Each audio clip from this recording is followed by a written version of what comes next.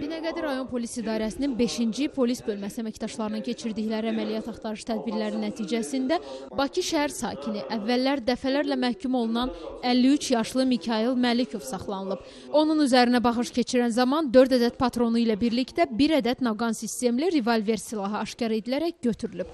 Mikayıl Məlikov silahı parkda zibil qabından tapdığını bildirib. Ayağımla belə təpik vurdum, gördüm dəmir sesi zad belə, interesin sesi. Açdım, gördüm içində silah.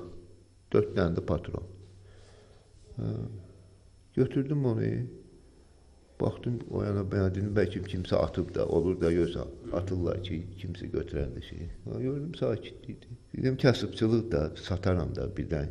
Puldur da, silahındır.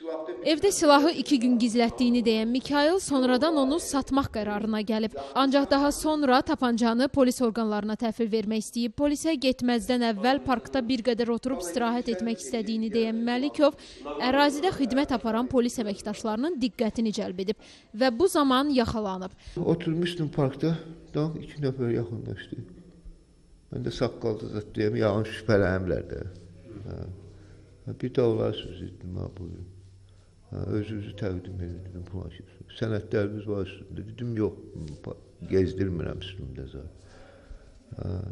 Bir daha bir nəfər şübhəli kimi, bir nəfər oxşadırıq, yəni bir şey pis başa düşməyir.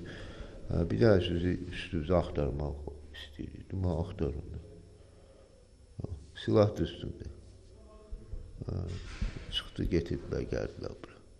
Faktla bağlı Binəqədi rayon polis idarəsində başlanılan cinayət işi üzrə araşdırmalar davam edir.